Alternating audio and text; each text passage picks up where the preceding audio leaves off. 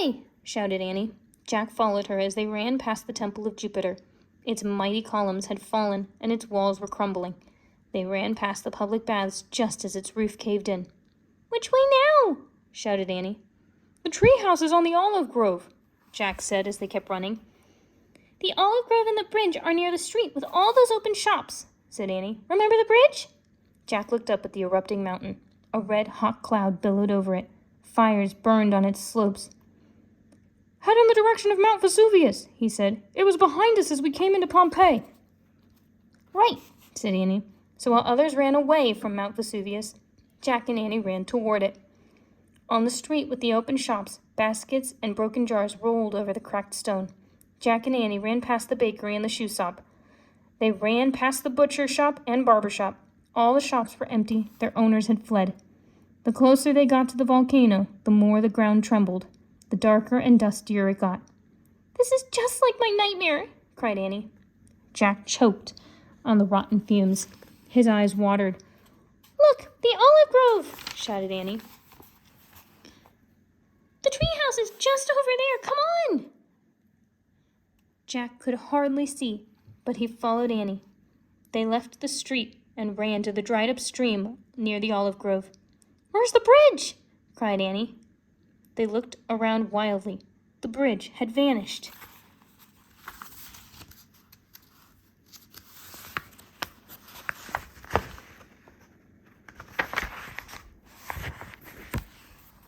Chapter 9. Save Us. "The bridge must have caved in," cried Annie. They stared at the dried-up stream. Pumice had piled up in huge drifts like snow. "We'll have to get through that stuff to get across," said Jack. He and Annie slid down the bank onto the piles of pumice. As they started to move across it, more and more fell. Jack tried to move through the millions of warm, grayish, white pebbles, but he was trapped. "I'm stuck!" cried Annie. "Me too," said Jack. "Remember what Morgan said?" said Annie. At that moment, Jack couldn't remember anything. He was too tired and dazed. "In your darkest hour, only the ancient story can save you," cried Annie. "Where's your bag?" Jack lifted his bag into the air above the sea of pumice. Annie grabbed it and pulled out the ancient scroll and held it up to the dark sky. "Save us, story!" she shouted. Jack felt himself sink deeper and deeper. Suddenly, he heard a deep voice say, "Rise, son!" Then someone lifted Jack up into the air. A great flash of fire lit the dusty darkness. In the red light, Jack saw the biggest, strongest man he'd ever seen in his life. The man looked like a gladiator, but even bigger than the ones they had seen earlier. He held Jack with one hand and Annie with the other. He placed them both on the other bank of the stream. "Run!" the giant gladiator boomed, "before it's too late!" Jack and Annie didn't stop to ask any questions. Together they charged through the olive grove. They jumped over fallen branches. They leaped over great cracks in the earth. Finally, they came to the tree with the magic treehouse. They grabbed the rope ladder and scrambled up the treehouse. "Where's the Pennsylvania book?" Jack shouted. He was too blinded by ash and dust to find the book that always took them home. "I've got it! I wish we could go there!" cried Annie. Jack felt the treehouse start to spin. It spun faster and faster and faster. Then everything was still. Absolutely, wonderfully, perfectly still. Chapter 10. A simple explanation. Jack didn't move. He had never been so tired in all his life. "Breathe," said Annie. Jack gulped in cool, clean air. He opened his eyes. He couldn't see a thing. "Take off your glasses," said Annie. "They're filthy." Jack took off his glasses. The first thing he saw was his backpack. The white tunics and lace-up sandals were gone. So were their pillow hats and the leather bag. Jack let out a long, deep breath. As he cleaned his glasses on his shirt, a voice came from behind him. "I'm very glad to see you safe and sound." Morgan Le Fay stood in the corner of the treehouse. "Happy to be home?" Jack nodded. The sound of the erupting volcano still echoed in his ears. "It was pretty scary," he said in a hoarse voice. "I know, but you were truly brave," said Morgan. "You witnessed a famous event in history. Nowadays, scientists study the remains of Pompeii to find out more about Roman times." "I feel bad for all those people," said Annie. Yes, said Morgan, but most of the people of Pompeii did escape. The city wasn't completely buried by ash until the next day. We were almost trapped, said Annie. But we asked the ancient scroll to save us. Then a huge gladiator helped us. Jack reached into his pack.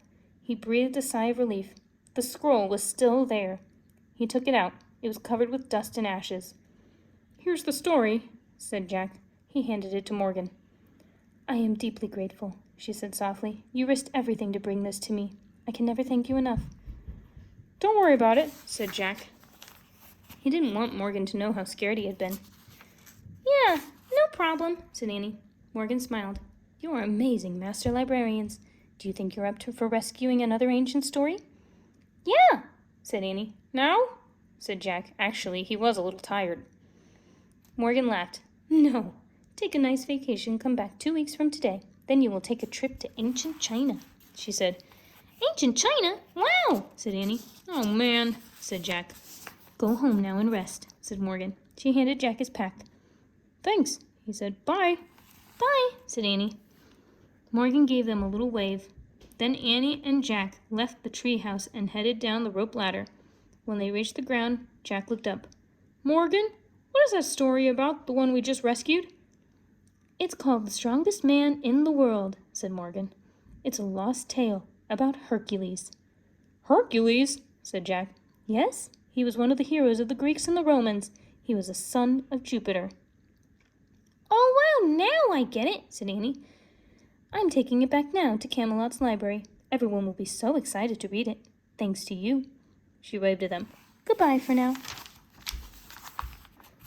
As she waved, the wind began to whirl. The treehouse began to spin. In a blur of shadow and light, Morgan and the magic treehouse were gone. Jack and Annie started walking through the woods. Get it, said Annie. Get what? Said Jack. We were saved by Hercules, said Annie. We asked the story to save us, and Hercules appeared. That's not possible, said Jack. It was just some gladiator guy. The story of Hercules is a myth. That means he was never really alive. They left the woods and started up their street. I know it's a myth, said Annie, but I have a simple explanation. What? Said Jack. Hercules is a myth to people in this time, said Annie. But in Roman times, lots of people believed he was real. So since we were in Roman times, he was real to us. I don't know, said Jack. Did you ever hear the saying, when in Rome, do as the Romans do? Said Annie. Jack laughed. Yeah. He looked up at the sky. Thanks, Hercules, he said softly, wherever you are. Jack, Annie, time to go. Oh, brother, I forgot, said Jack. Yeah, I hope nothing exciting happens on our vacation. Yeah, said Jack. I hope it's really, really boring. Hurry, their dad said. Coming, they called. Then they took off running for home and a restful vacation.